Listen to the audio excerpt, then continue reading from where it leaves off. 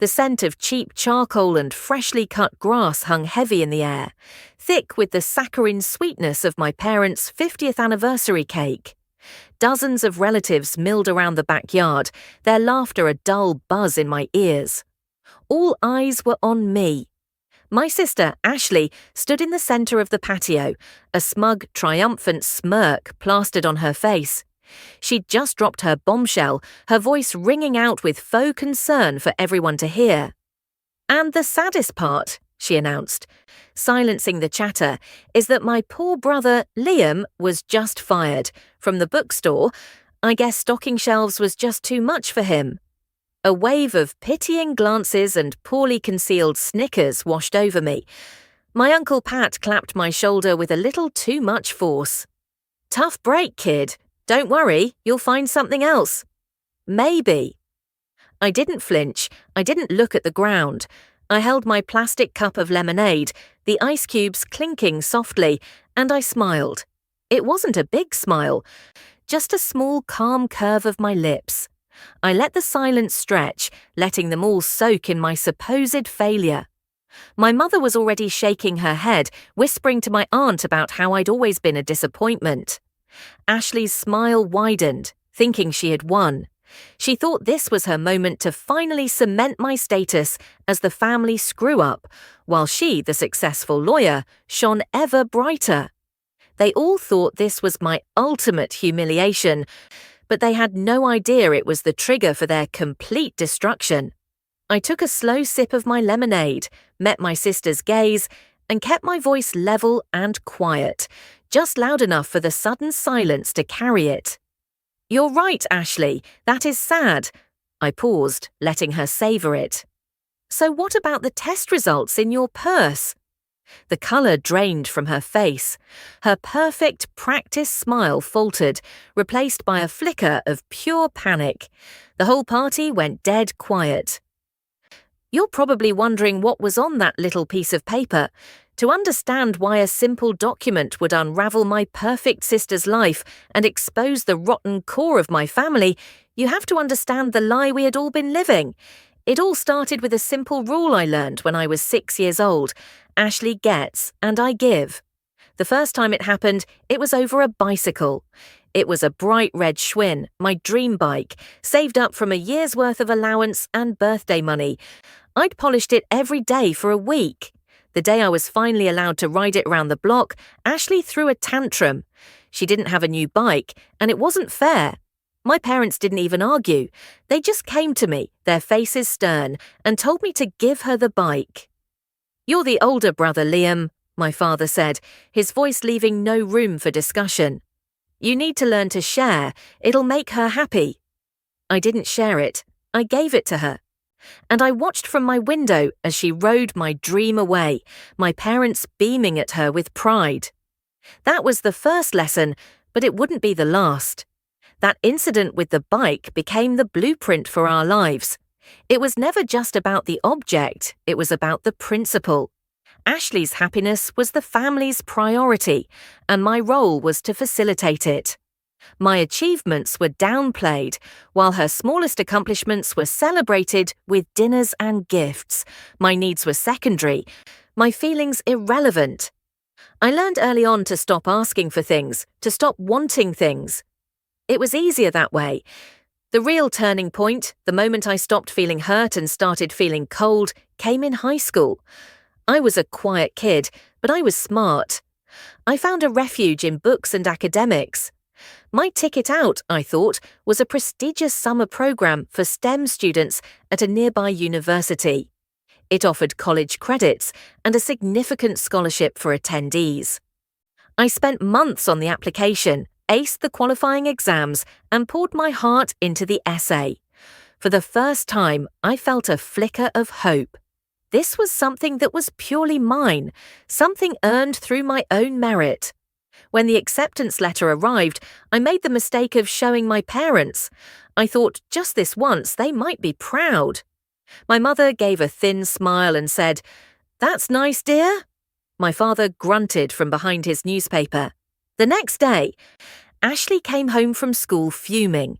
She hadn't applied, her grades weren't good enough, but one of her popular friends had gotten in.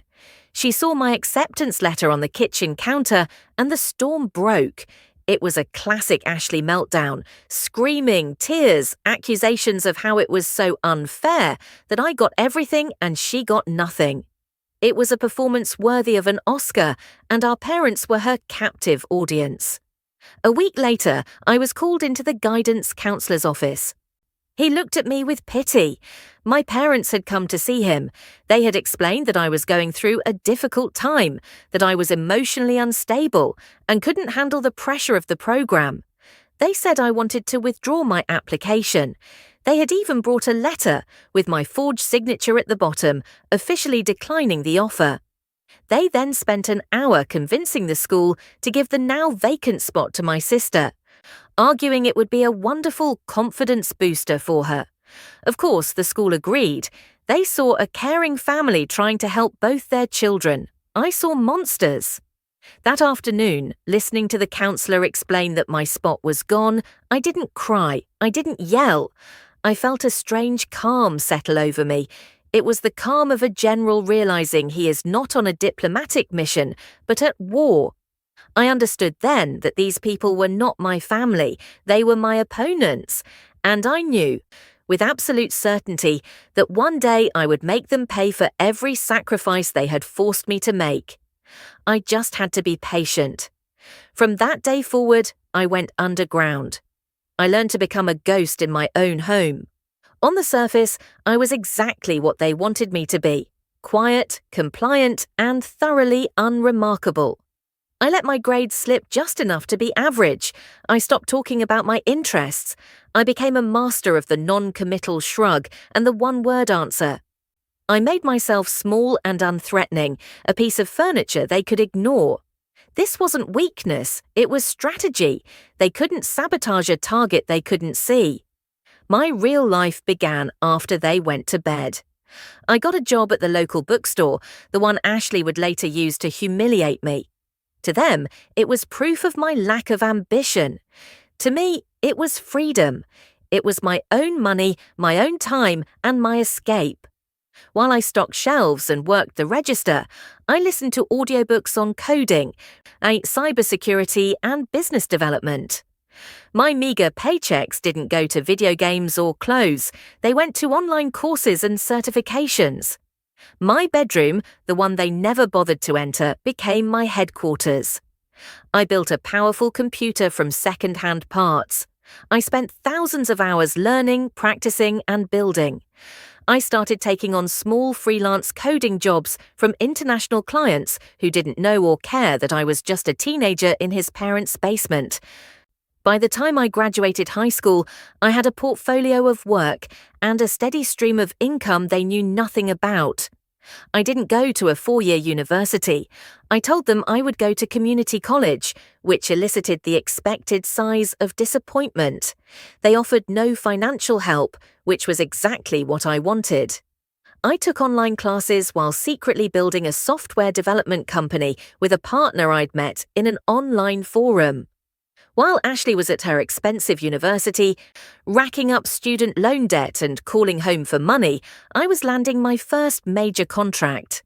While my parents bragged to their friends about their daughter, the future lawyer, I was hiring my first 2 employees. I let them believe I was drifting aimlessly. I let them think I was a failure. Their condescension was the perfect camouflage. It allowed me to move freely, to build my empire in silence. I played the part of the lost son, showing up for holidays and family dinners, absorbing their pitying looks and backhanded compliments. I listened, and I watched, especially Ashley. And when you watch someone that closely for that long, you start to see the cracks in their perfect, golden facade. Ashley's life, from a distance, looked perfect. She passed the bar, got a job at a small downtown law firm, and got engaged to a man named Mark, who came from a family with old money. My parents were ecstatic. They had finally produced the success story they always wanted.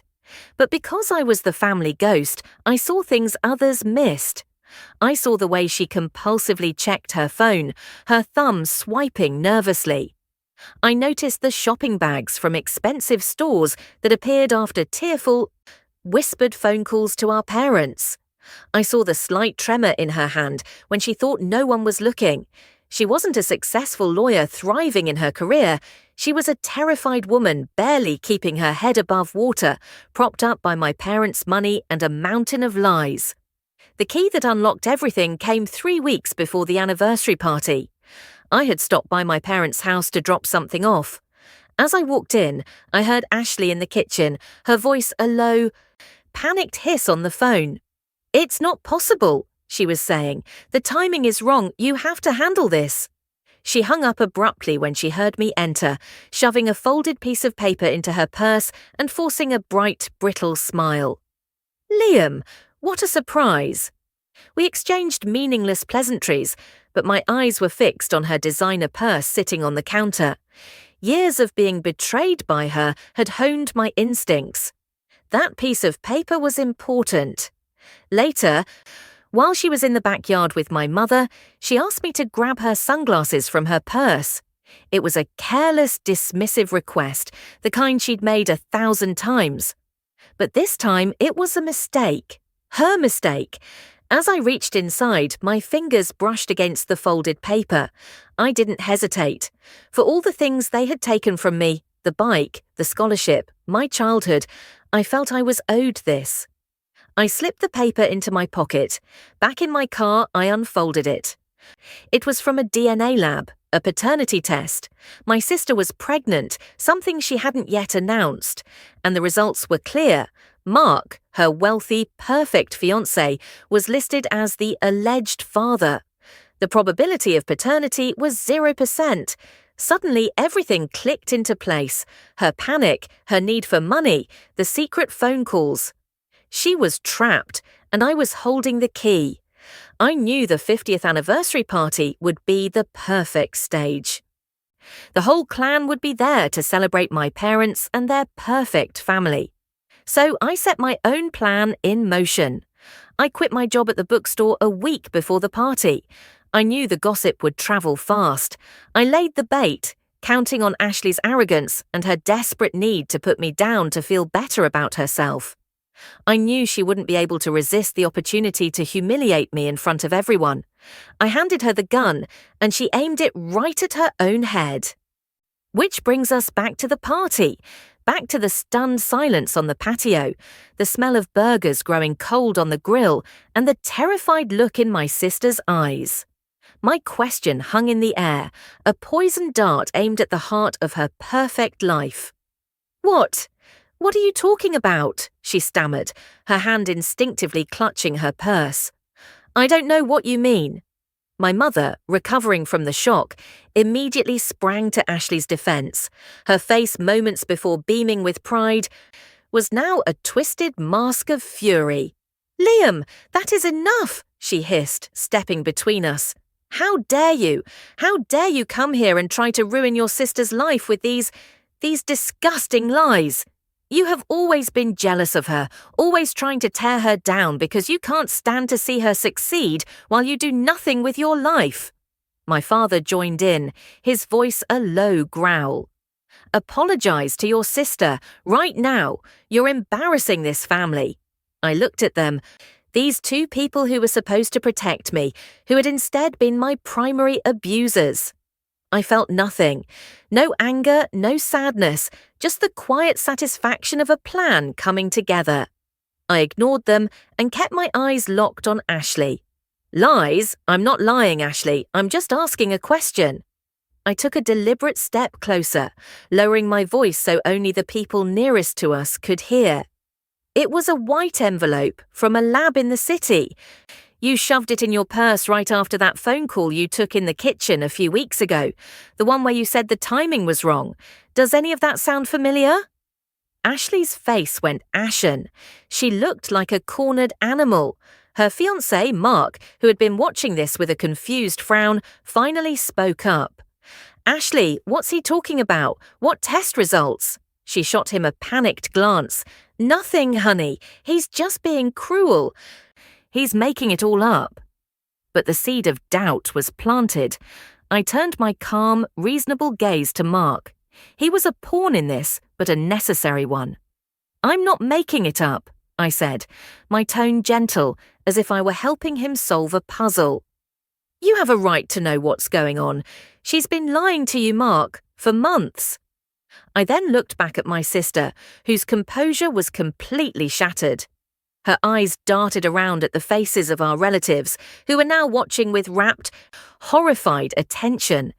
Her perfect day, her perfect family image, was cracking right before her eyes. The show was just getting started. "He's lying!" Ashley shrieked, her voice cracking. She turned to Mark, grabbing his arm with a desperate grip. "Baby, please don't listen to him. He's always been like this. He's sick." Mark gently removed her hand from his arm. His face was a stoic mask, but his eyes were cold and analytical. He looked at me, then back at her. "Then show me," he said, his voice dangerously quiet. "If he's lying, just open your purse and show me there's nothing in it. End this right now." This was the checkmate. We all knew it. She couldn't produce the paper because it would prove I was right, and she couldn't pretend it didn't exist because I had described it so perfectly. My father took a step toward me, his face purple with rage. "Get out of my house, you worthless piece of trash. Go back to your miserable life and leave us alone." "My miserable life?" I asked, a real smile touching my lips for the first time. "You mean the one where I got fired from the bookstore?" I shook my head slowly. "See, that's where the story you told yourself goes wrong. I didn't get fired, I quit, because my company just closed a Series A funding round for $12 million. A confused silence fell over the patio. The gears were turning, but the idea was too foreign for them to process. "My bookstore job was a cover," I continued, my voice clear and steady, projecting for everyone to hear. "It was a way to keep my head down while I built my business, a software development firm. We specialize in logistical solutions for shipping companies. You've probably heard of our biggest client, a little company called Freight Corp." I paused to let that sink in. My Uncle Pat, who worked in shipping, looked like he was going to faint. "And the bookstore. I bought the building it's in 6 months ago, as an investment. In fact, I own most of this block." I turned to my stunned parents. "You taught me a valuable lesson all those years ago when you stole my scholarship.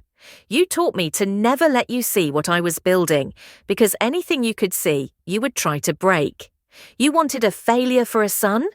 I gave you the perfect performance, all so I could have this moment." I pulled out my phone. "I don't need the paper in her purse," I told Mark, who was staring at me with a completely new expression. "I made a copy." I brought up the image of the DNA test and held the phone out to him. "The real father, by the way, is her old boss, the one she had an affair with last year. I guess he wasn't as rich as you, so you were the better choice to trap. My parents even gave her money to keep the guy quiet." Mark looked at the screen, his face hardening into stone.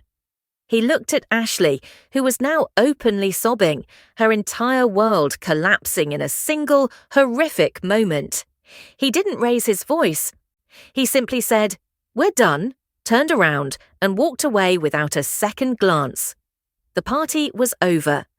As Mark's car sped away, a deathly silence fell over the remaining guests. No one knew where to look. One by one, couples and families made their quiet, awkward excuses and scurried away, not wanting to be associated with the smoking crater that was once a family celebration. Soon, it was just me, my sobbing sister, and my 2 shell-shocked parents standing on the patio amidst the wilting decorations. My mother finally turned to me, her face pale, her eyes filled not with regret, but with pure, undiluted hatred. "Was it worth it?" she whispered, her voice trembling with rage. "To destroy your sister? To destroy this entire family, all for some petty revenge? I hope you're happy." I looked at the 3 of them, a tableau of ruin. The golden child, broken, her worshippers, lost. I felt nothing but a profound sense of closure, like closing a book I had been forced to read for far too long. You were never a family to me, I said, my voice flat and final. You were a business arrangement I was born into without my consent. You taught me that love was conditional, that respect was transactional, and that my only value was in what I could sacrifice for Ashley. So I treated you like a hostile negotiation. I learned your weaknesses, I gathered my resources in secret, and I waited for the right moment to claim my terms. My terms are my freedom. I slid my phone back into my pocket. Don't worry about the money you gave Ashley to pay off her ex-boss. Consider it my final severance payment to this family. You will never see me again. You will never hear from me again. When you bragged about your successful daughter, you were lying. When you pitied your failure of a son, you were blind. My success isn't in spite of you. It was built in the dark. Silent world you banished me to. It is the direct result of your cruelty. I didn't wait for a response. I turned my back on them, on the half-eaten cake, on the wreckage of their lives, and walked away. I never looked back. I heard later through the family grapevine that I still monitored from a distance that Ashley had the baby. Mark's family made sure the story of her deception spread through their social circles, making her a pariah. My parents drained their retirement accounts to support her and the child, their golden years spent paying for the failure of their golden girl. They were trapped, forever bound to the mess they had created. Me? I finally felt the sun on my face. My life was my own, built by my own hands, and it was just beginning.